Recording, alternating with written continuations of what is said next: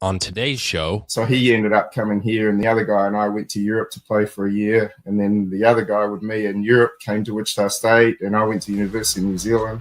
And they were sending me all these messages about how great it was going to LA and Florida and all this stuff. And I'm like, yeah, I need to be doing that.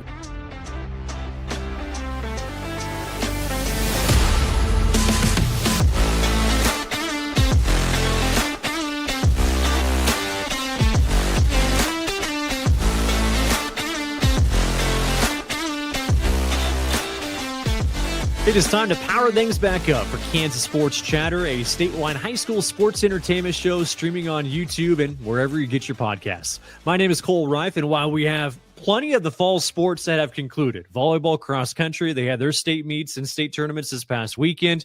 There's still excitement left. We have state soccer coming up this weekend, so we'll have a couple of soccer interviews this week previewing that upcoming state tournaments, including a soccer official on today's show. And then, obviously, state high school football will be taking us through the next few weeks just past Thanksgiving. So there's still excitement, but we are starting to wind down on the vast majority of the fall sports.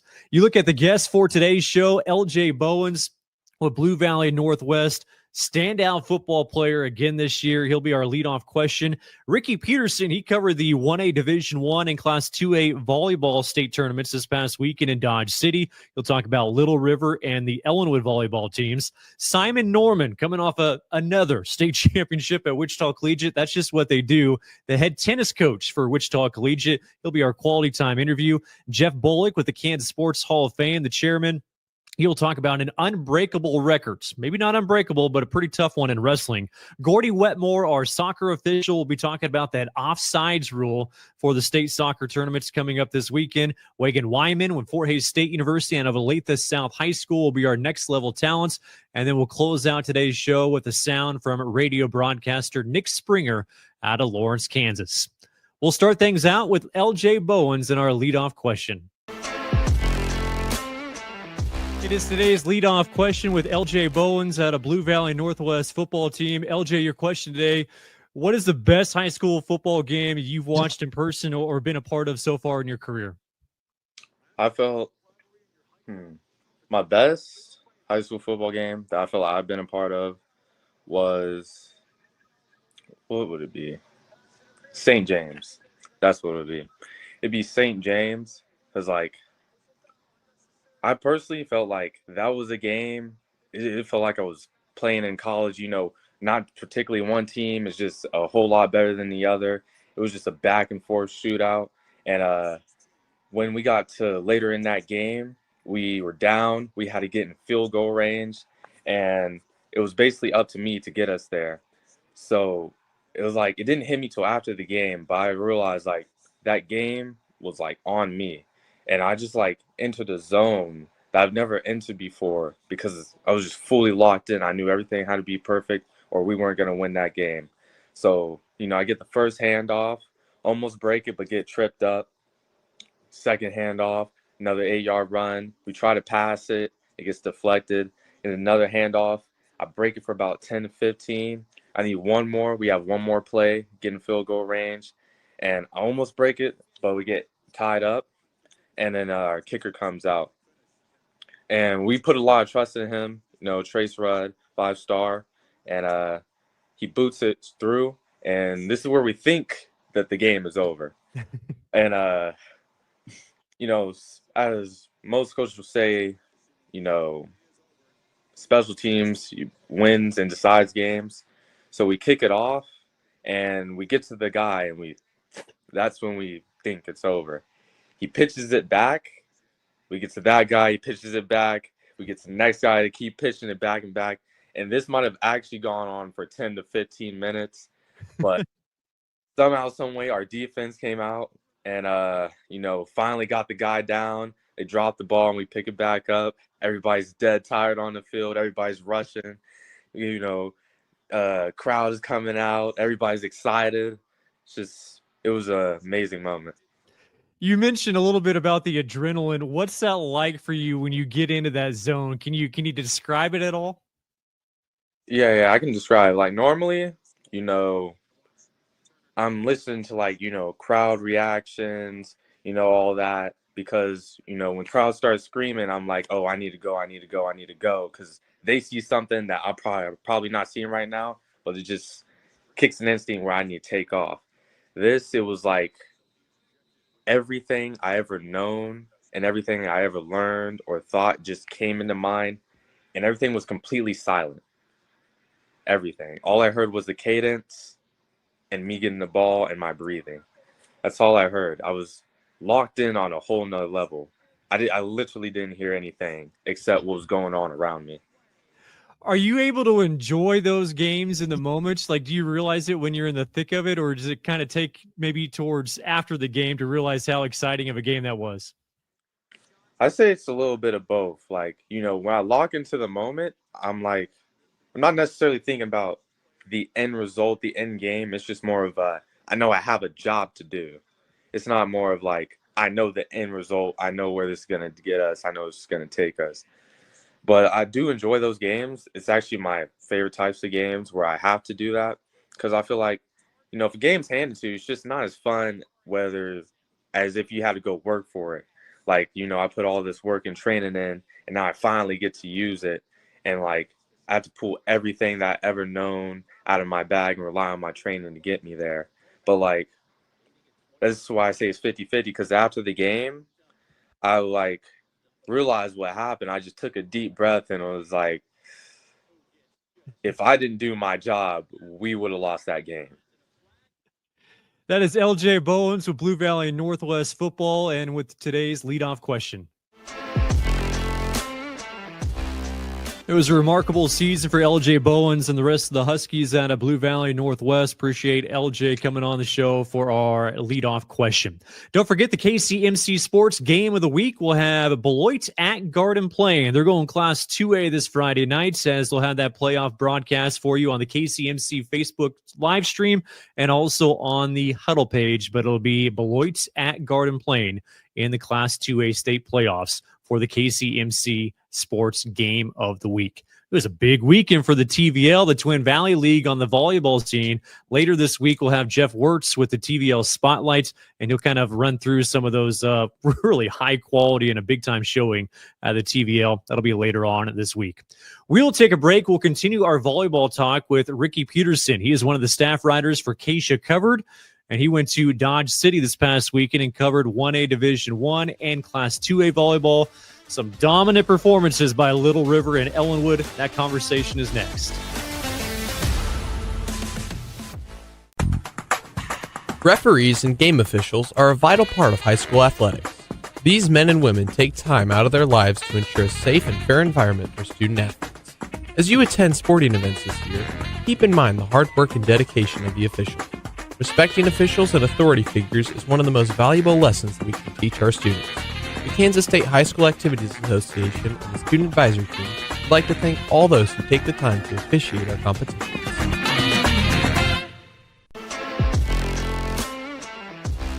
It is story time on Kansas Sports Chatter. We get to talk with one of the KSHSAA staff writers, Rickie Peterson, joining us today. Hey, you were able to hang out in Dodge City this past weekend, Rickie. How did it treat you?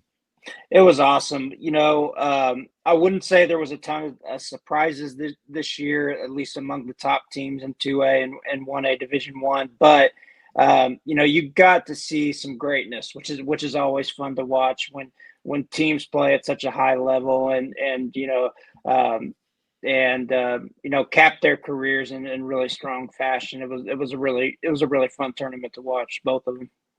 Start out with 1A Division I, Little River getting that 4-peat, and like you said, an impressive run for them. And like you could tell right away, like just rolled through pool play, and it just kind of continued in the semifinals. Yeah, for sure. That senior class, I just don't think that they were going to let them lose. When you look at what they've done over their careers, 162-14, 79-0 against 1A opponents. That class of Erica Feldman, Adeline Strecker, Evie Look, Havana Olander, Lucy Wright. I mean, you just can't ask for a better senior class. And what's interesting about that group is, they kind of had to bide their time a little bit because they didn't play initially that much as freshmen and sophomores. And then when Little River graduated such a great class two years ago, man, that group just really came on the scene. It was like, man, where did this group come from? They're just as good as the girls that just graduated. So they really kind of took the baton and helped take that program to another level. I did think Centralia gave them they played pretty well in the title match, but there just wasn't a whole lot they can do. Little River is a team that doesn't have a lot of weaknesses you can exploit. They throw this huge block at you at the net, and then they're so good defensively. It's just tough to find holes in that defense. So they end up winning in straight sets. I think it got to 13-13 in the second set, and then they went on a 7-0 run and really just dominated down the stretch. So they get the four-peat, and they do it in really dominant fashion. When you're talking to players and coaches after that match, whether you're talking to Coach Rawls or some of those Little River players, is there almost a sense of relief? Like when you're in that type of position where you're kind of the expected team and then kind of continue on that legacy, did you almost get there's excitement, of course, but also maybe a sense of relief?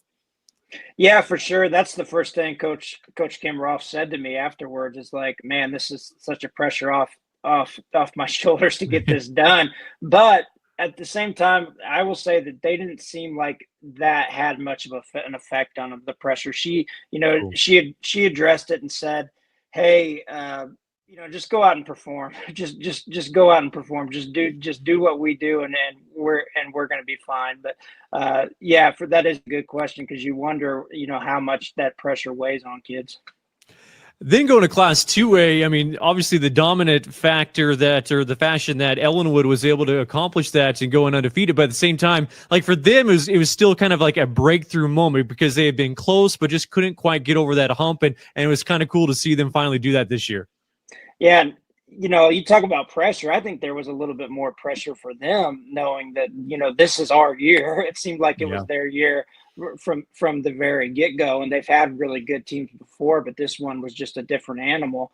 And I think they did a good job of handling that as well because they turned in a phenomenal tournament.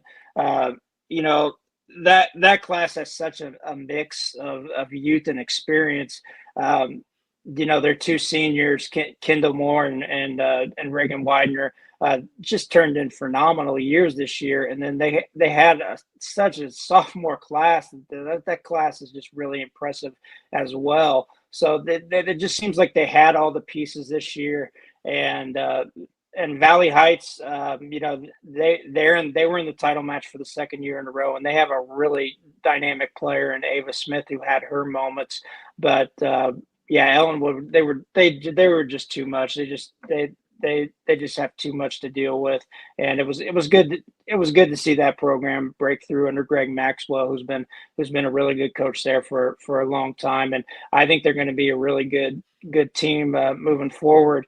I should mention that Little River and Ellenwood actually played 2 times this year, and Ellenwood were able to win 2 really good matches in 3 sets, and it's almost like, dang, too bad they can't just too bad Little River can't hang around and dodge a little bit longer and play one more match. But I think those 2 teams you don't see much better teams at that level. I mean, just really, really impressive years for both those programs. Who do we need to talk to get like a champion versus champion matchup? Remember like the old grand champions they had like back in the day, like in certain sports? Like who do we need to talk to get that going? I know. I think the grand champion only lasted in 1 year in basketball. If I remember right, Highland Park played like a 1A school and won pretty handily. But I don't know. In this case, I would say Little River and Ellenwood could definitely hold their own with some of those bigger classes. Well, what was the setup like for Dodge City and just kind of that format? Keisha, I think a lot of people are really excited about, just a variety of sports that are going to like combining classifications in one site over a few days. Obviously, the split for Thursday and Friday with pool play and then the championships on Saturday. But like, what was that like in Dodge City? I thought it went well. I like it going to a 3-day tournament to give kind of each class their own stage and showcase. So I thought that part went well. And Dodge City's just always a really good venue for that tournament. I just love the arena, and it's always good crowds. So I think that it was a really good atmosphere and really fun tournament to watch all the way through. Rickie, appreciate your time. All right. Sounds good, Cole. Appreciate it. As Rickie Peterson, one of the staff writers for KSHSAA Cover, and that'll do it for Storytime. Here's a hard truth. If your business isn't using AI in its marketing, you've already fallen behind. But there's an advertising agency in Kansas that can get you back up to speed. That agency's name is Meyers Enterprises Media Research. The name sounds dry because the company's run by engineers, not salespeople. They use superior research and analytics that drive results with surgical precision. Marketing doesn't have to be a gritty battle in the trenches. Your business can win from the box. Visit their website, mediaresearch.agency, to learn more. It is our Quality Time interview on Kansas Sports Chatter, an opportunity to talk a little bit longer with our next guests, and that'll be Simon Norman, the head coach of the Wichita Collegiate tennis teams. Hey, Coach, appreciate your time, and I know just coming off a state championship this past weekend, what's that feeling like a few days removed now? Still feels pretty good. Still on a little bit of high on that one. We had just such a great bunch of girls, and we were so young. I don't think this was a year we were kind of counting on that just because we were so young, and the girls all stepped up and rose to the occasion, and it was a really fun weekend. Well, take me through the experience of the state meet. I know McPherson finished up with 36 points. You guys ended up with 43 points. What were kind of the tallies going through the whole weekend? Yeah, we knew, McPherson was strong. Topeka Hayden was the defending champs, and they were strong. They had all 6 entries in as well.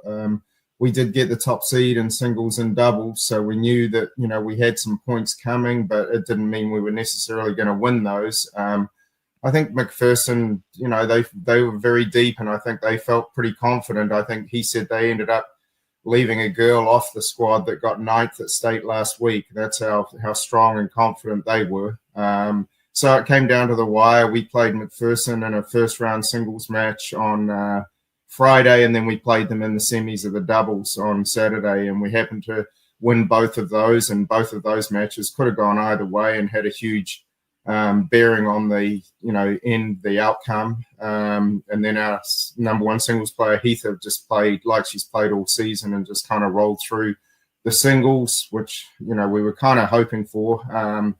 But the rest of the girls all contributed. It was nice that all 6 of our players contributed points, and that got us over the hump.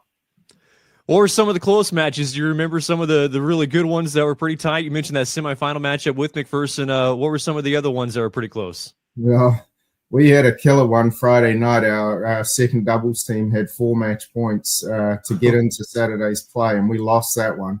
And then the first singles match, our second singles player played against McPherson was 7-5, 6-3, and that one's sitting at 5-all in the first set, and that's a toss-up match.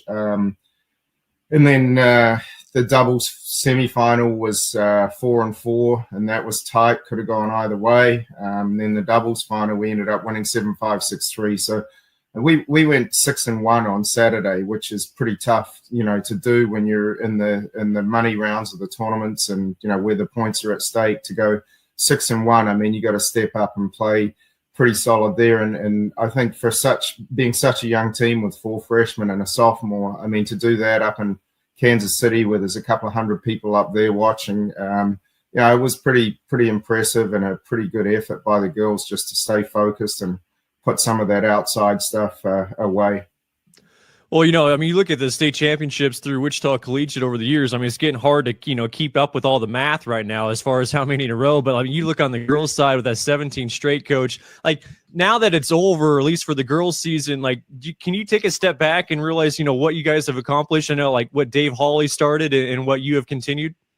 Yeah, I mean, it's pretty incredible. I mean, when you think that it's kind of like college, you're turning those players over every 4 years to do that 17 years in a row, if you think about how many players that involves, I mean, it's got to be well over 100 players. And just to keep churning it out, I think it's a testament to the program and what Dave set up, and the school and the support the school gives.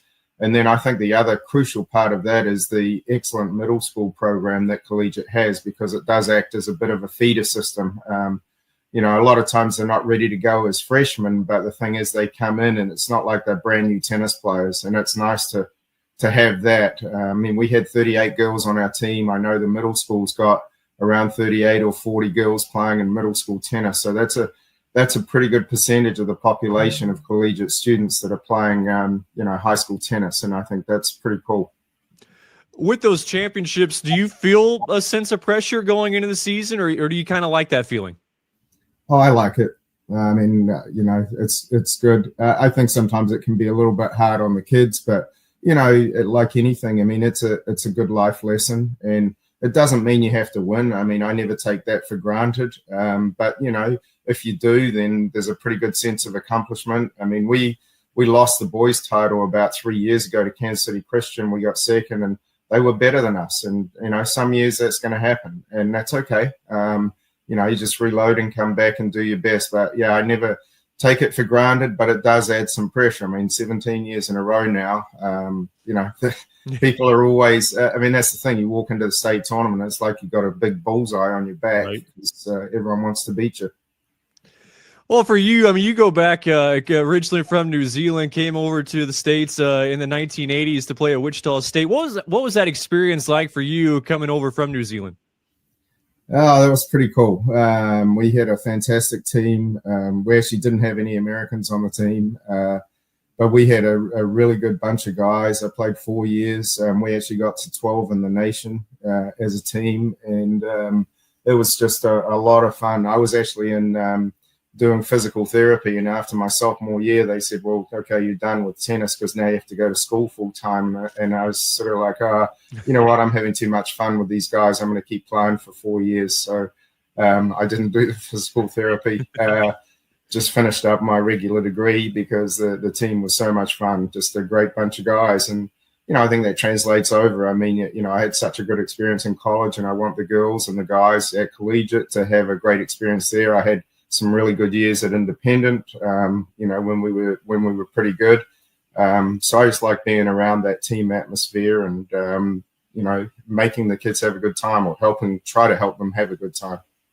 So did you grow up with tennis? Like, at what age did you kind of get interested in the sport?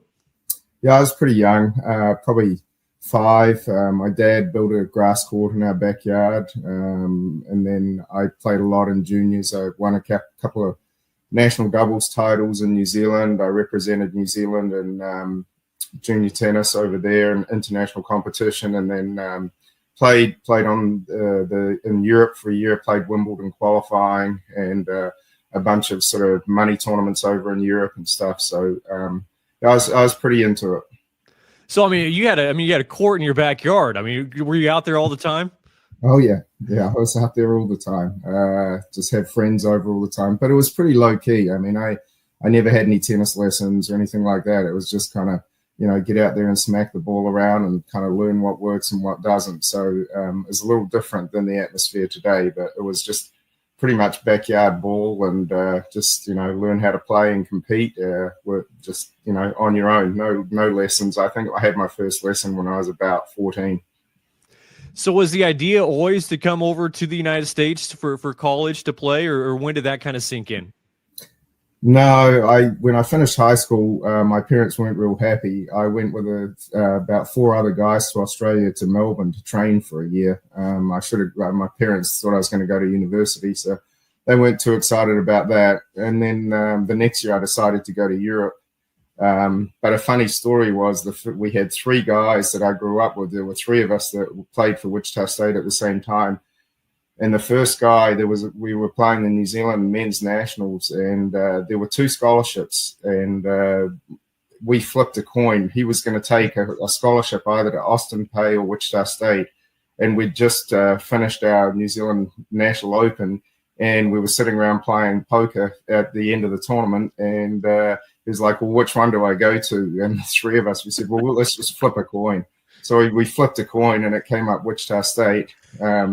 So he ended up coming here, and the other guy and I went to Europe to play for a year. And then the other guy with me in Europe came to Wichita State, and I went to University of New Zealand.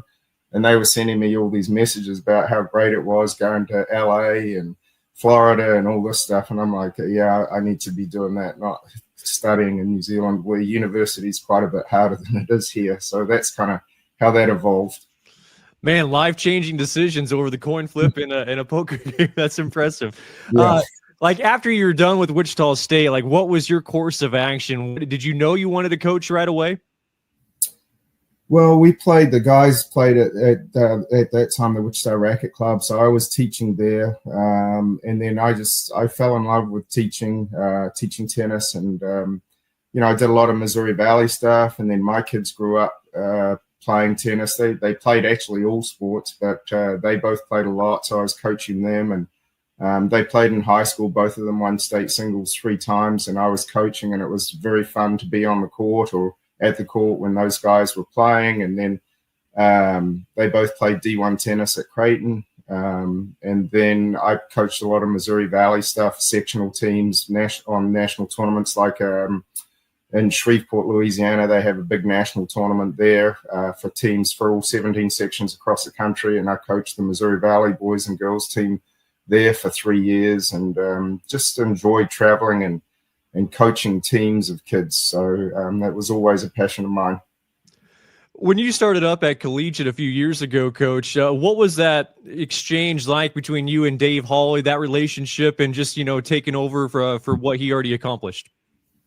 Yeah, it was sort of interesting. I was coaching at Independent, and I've been there for about 20 years, and then the program had just really sort of gone down. We'd been very good, and I just had enough over there. It just wasn't the same. We weren't even fielding barely a full squad. And anyway, I said, quit Independent. And then Dave said, well, are you interested in staying in high school coaching? I said, yeah, I am. And he said, well, why don't you come over? He says, I don't know when I'm going to retire, but, we can start off doing a year together and then see. And so I went over there and did a year with Dave. And then he said, well, he was done with the high school, but he would still do the middle school. And so I was going to interview with Collegiate, but it was sort of interesting because they didn't get a whole lot of takers on it, because I'm not sure too many people were interested in stepping in after somebody's won, 15 in a row or something, because there's not really a lot of upside to that. So, like, if you're talking about pressure, I think people are like, yeah, I don't really want that, because if I don't win, I'm probably out of there. So I was like, yeah, I'm all in. So I don't mind doing that. I mean, I know I could coach the kids, and the nice thing there was you've got such a big program and such a good feeder system in the middle school that, you're going to have plenty of kids. It's just a matter of, bringing out the talent that the kids have. And I would say the kids at Collegiate do have a bit of an advantage, because a lot of them play, over at Genesis or the Country Club or Crestview. So a lot of them have played and had some lessons. So it's not like you're bringing in, most of the time just ranked beginners. Sure. What was the celebration like? I mean, I know it's becoming old hat at Collegiate, but what was the celebration like immediately after the state championship over the weekend? I mean, that's part of the fun, to see these girls, especially so young with some years in front of them. And there's almost a little, I guess, a bit of disbelief that they'd done it, I suppose. And they were just so excited. And we make all the girls ride home in the school van. They're not allowed to go with their parents and stuff, because I just sit in the front seat and put my earmuffs on, or now and again they get me in the conversation, but they just doing their thing. Whether it's the girls or the guys, it's just a lot of fun to see them enjoying it and sort of relishing that success and saying, hey, this is fun, we want to do this some more. Hey, Coach, appreciate it. Heck of an accomplishment, and we'll catch up with you in the springtime, all right? Okay, sounds great. Thanks for having me on. That is Simon Norman, the head coach of the Wichita Collegiate tennis teams, coming off another state championship.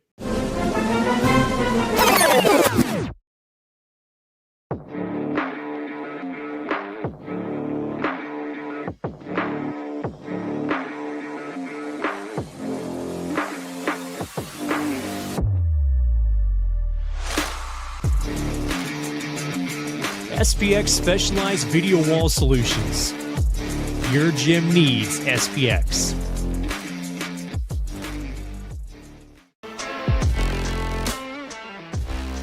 Kansas Sports Chatter here on YouTube. You can also subscribe to the podcast on any platform that you listen to your podcast. Today's guest is going to be Jeff Bollig. He is the vice chairman of the Kansas Sports Hall of Fame. It's our Unbreakable Kansas Records, and this is where we kind of dive into and grab some of those state high school records here in Kansas that are close to being unbreakable. And we've had some really good ones. Like, Jeff, when you came on first and talked about Jim Ryan's, mile record, I was like, yep, that's a no-brainer. D'Angelo Evans' career rushing record, out of Wichita Collegiate, I was like, yep.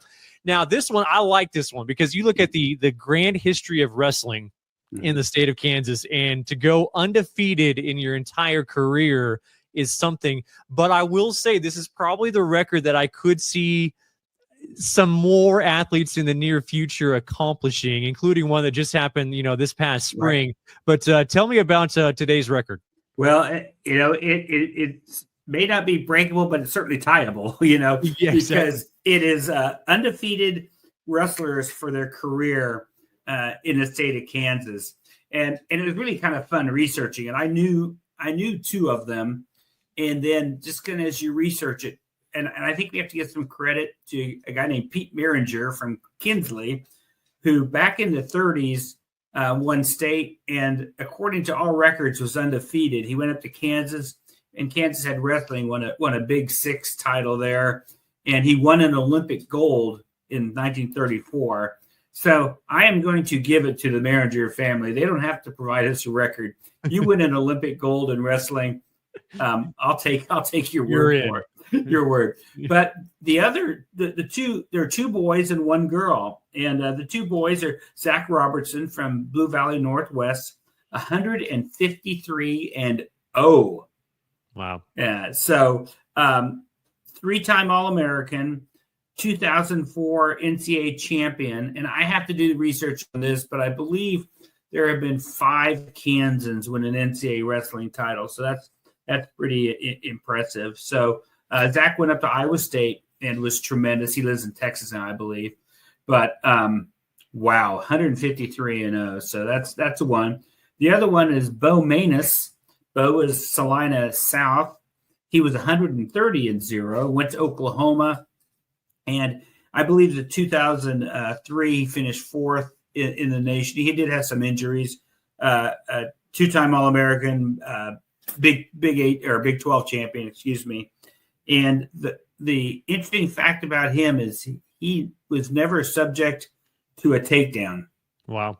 And wow, impressive. And I think Bo is now coaching wrestling on a club scene or youth scene somewhere in Norman or Oklahoma City. So those two, quite impressive. And there's been some tremendous wrestlers.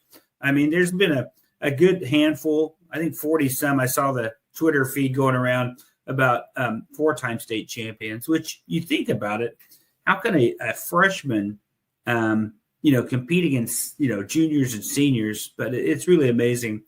But our most recent is a girl. And, of course, wrestling is new for girls in Kansas.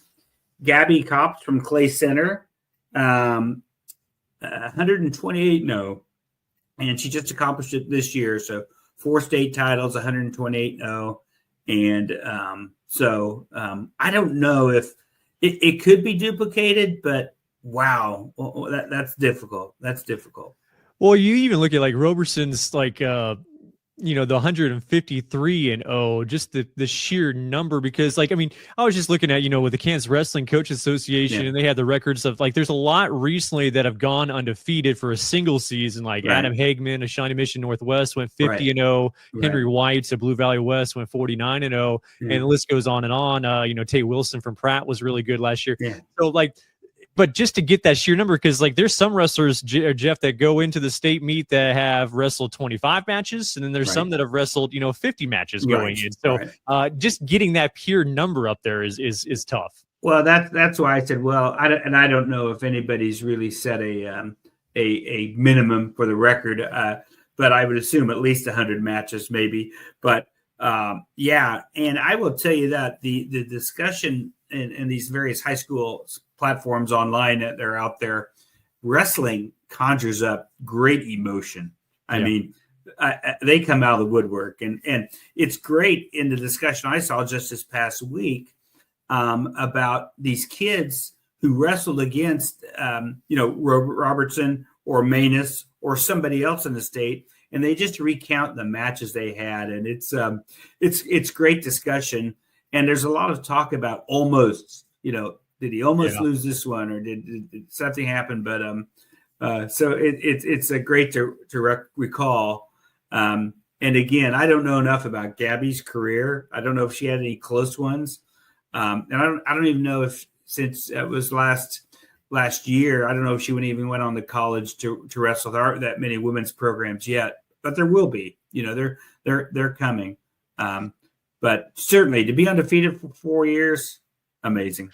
Yeah, Gabby, I was reading the article, Brent Maycock with Keisha covered, wrote up the article last spring, and, in 110 of her wins out of the 126 were all by via pin. So just, dominance. And she's a freshman at Baker University. Is she Baker? Yeah, okay. She's at Baker this year. But I know Bo and Zach both in the Hall of Fame, and Gabby will be in that wrestling Hall of Fame here soon too. Yeah. I wonder if Gabby had older brothers who she had to fend for herself. And so that's how she did it. But kudos to Gabby and Bo and Zach. Tremendous. Like I said, tieable. You can't break perfection, but maybe we'll see it tied down the road. I don't know if anybody coming up has that opportunity. I kind of doubt it, but that would be something if it happens. Impressive. Yeah. Again, in that article by Maycock, he said Gabby was, she had two older brothers, and then they would come back from wrestling and try out all their moves on her, and she would start to get mad, and then eventually started getting wrestling and got really good at it. So impressive story. Don't mess with Gabby. Don't mess with Gabby at all.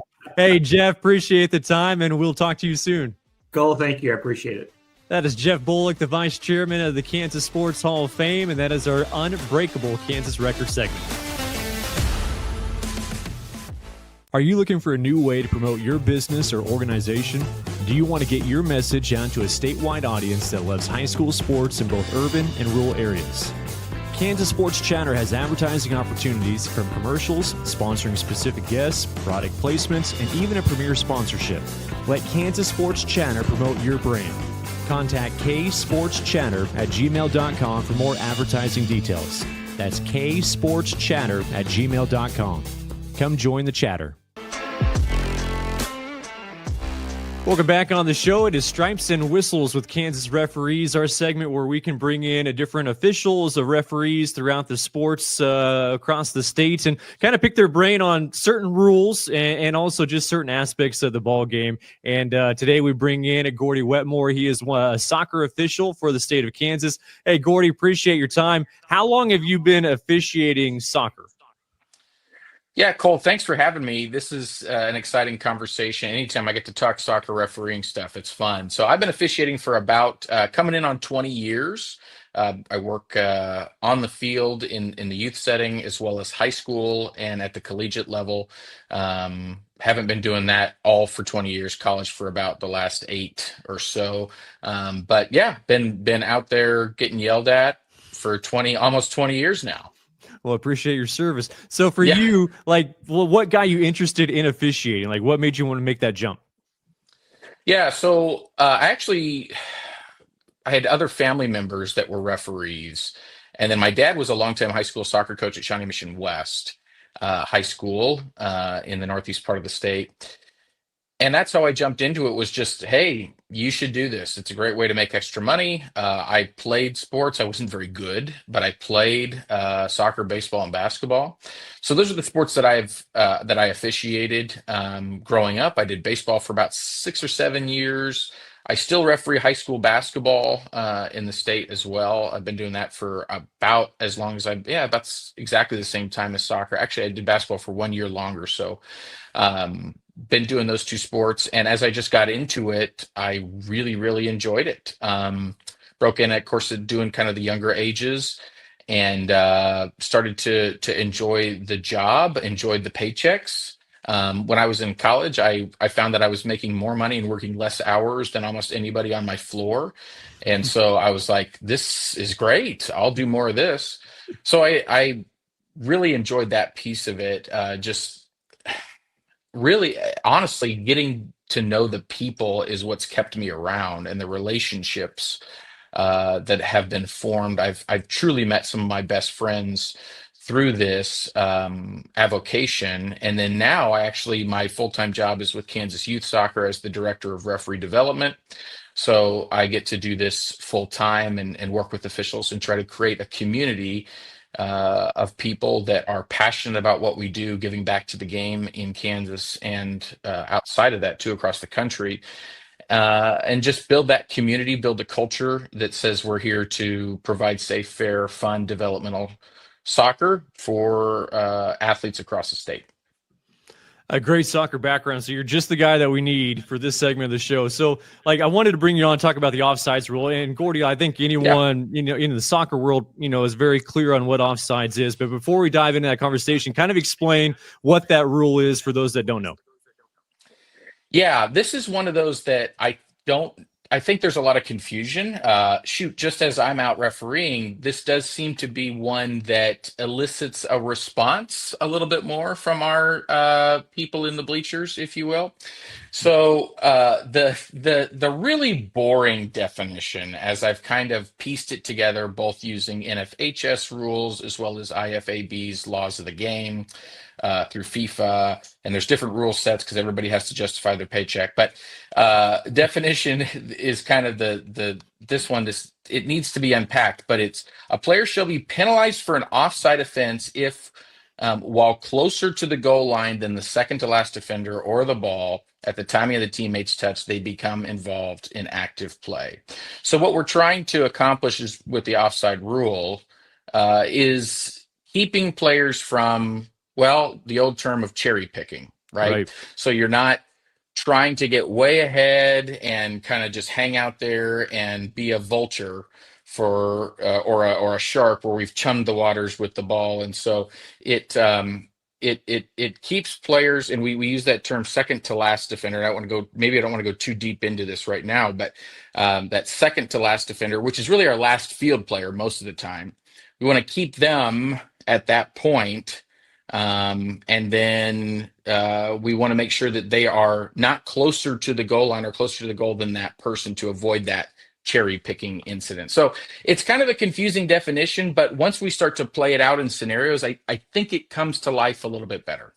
So once they advance the ball. So if you're on one end of the field and then once you kick it to the other side, that's when you can be starting to run ahead of that defender, right? So but before you kick it, you can't be in front of them or behind them, I guess. That's right. That's right. So and we say this all the time in our entry level trainings and with brand new officials is I don't care where they receive the ball. I care where they are when the ball was kicked. And so there's some nuances to that. Like you can't be offside in your own half. So if you're in your own half at the time the ball is kicked, even if you're closer to the goal, let's say the defender's pushed way, way, way, way, way up. If you're in your own half, it's all bets are off. You're good to go. But in that, as we're moving the ball towards the goal, as we're playing offense, just like soccer was intended, we're saying, hey, you got to play by this rule. We got to keep you closer, further from the goal line so that we don't have that cherry picking incident. There have been rumors in soccer over the years about abolishing the law or making changes to it or doing different things. I think they just stay as rumors. So how tough is it from your perspective to officiate that as far as just making sure you have eyes on everything, especially when the ball is kicked? Yeah, it's challenging. It really hammers home the point that our assistant referees their main duty above even ball in and out of play along a touchline or a goal line, their main job is to stay in line with the second to last defender or the ball, whichever's closer to the goal line. So that's why you see those assistant referees being as active as they can to stay in line with that last field player or second to last defender, because our last defenders are goalkeeper usually. So they have to stay locked in with that person. So we teach our referees to have about 3 seconds looking at that person. We want to keep our body square to the field, about 3 seconds looking at that person, and 1 second to check on the ball, and then we're back. And that's usually when we're attacking. If it's going the other way, we can relax a little bit more, but we don't want to relax too much so that we're way out of position. Even a few feet one way or another off of that second to last defender can skew the decision making. So it's essential for that assistant referee to stay in line with that person. A lot of the calls that are missed are not because they don't know what offside is. Just like in sports in general, if officials miss calls, it's not because they don't know what a foul is or what the infraction of the rule is. It's usually because we're not in the right position, if we're just honest. And so in those situations with offside, there are complexities to the law when you get into little nuances. But the hardest part is just making sure you stay in line. And then we typically try to watch for the defender and listen for the kick or collect that peripherally. So you can see how that's challenging, especially in games where, like, we're into our postseason high school boys soccer here in the state of Kansas right now when we're having this conversation. And these games can get rowdy, they can get loud. And so sometimes that perception of like being able to watch and listen, it can get a little bit skewed. So it can be a very challenging decision to make.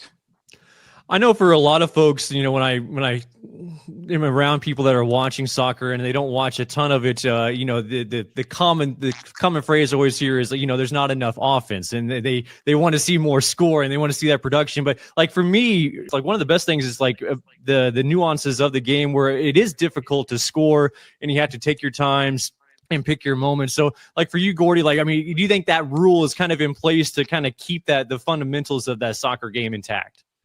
I think so. And I think it forces teams to be creative and to it showcases a little bit more of the technical nature of soccer. Teams that decide to play more technically, where we're seeing a trend where teams are building out of the back, where instead of the goalkeeper, like on a goal kick or a punt, just booting it as far as they can down the field. It's more so now, let's connect and we play a square ball to our right or to our left, and we try to build through the back and expose the midfield, draw the forwards from the opposing team in, and then build that way. There's still a lot of soccer that's very direct, that's very kick it long and chase. And those are the games that are probably more challenging to referee for a myriad of reasons, but especially when it comes to offside, because you have players that are taken off down the field and you're judging when's the kick, where's the player at the time of the kick. And so I think it makes soccer a little bit of it lends to that beautiful game idea that soccer has so long, for years, kind of labeled itself. But it definitely, I understand the idea of there's not enough offense in the game, but I think once you get behind the scenes and you understand the tactics of what's happening and what teams are trying to build, there's a lot of beauty to it. Hey, Gordie, appreciate the time, and we'll catch up later on. Absolutely. Always happy to chat soccer. Thanks, Cole. As Gordie Wetmore, one of the soccer officials for the state of Kansas. That'll do it for Stripes and Whistles with Kansas referees.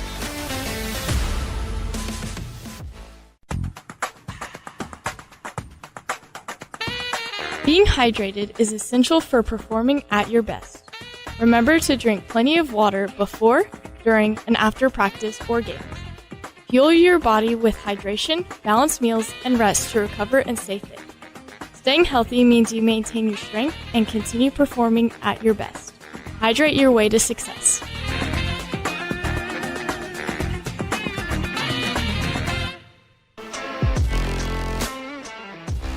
It is our next level segment, our opportunity to talk to former high school athletes from the state of Kansas that are now competing at a college or university in Kansas. And today's guest is going to be Megan Wiman. a member of the Fort Hays State University soccer team, and out of Olathe South High School. And Megan, how are you enjoying the, I guess, the colder part of the season after starting out in the hot summer months? Like, how are you enjoying the colder part? Oh, I like playing in the cold. It actually hasn't been too bad in Hays, so we haven't had very many cold games, but I can tell it's coming. Well, go back to the Olathe South days. What do you remember from it, and what did you enjoy going through that program? Going through South, it was definitely fun, playing with all my friends and getting to compete with them every day. And then also just getting to play against former club teammates as well and getting to see them at their different schools too. Yeah, you talk about that Kansas City area competition. What was it like just with, so many obviously good teams, but also good players around that area? It was a battle every game. We had to go into every game thinking that, we could win, but it's going to be a tough battle either way. So we had to go in with that positive mindset and do the best we could. A defender for Fort Hays State. Did you always grow up as a defender on the field, or did you kind of switch positions at all? I started at forward at a very young age, and then I kind of got pushed back as the years went through. And in high school, I played center back, and now in college, I play outside back. So moved around quite a bit, but it's fun as long as I'm on the field. Well, okay, so as a defender, I was looking at your Fort Hays stats. You have that one lone career goal as a defender your freshman year. Mm-hmm. What do you remember from that goal, and how big was it for you? It was huge. Playing Emporia, they're probably our biggest rivals. We were down 1-0, and it was about the 80th minute. We had a free kick, probably 40 yards out. We send it in. It gets kind of bounced out, and I just put it back in the box. I wasn't even trying to shoot. And went top left corner in the 80th minute, and we were able to tie that game. So that was a good feeling, especially it being a conference game.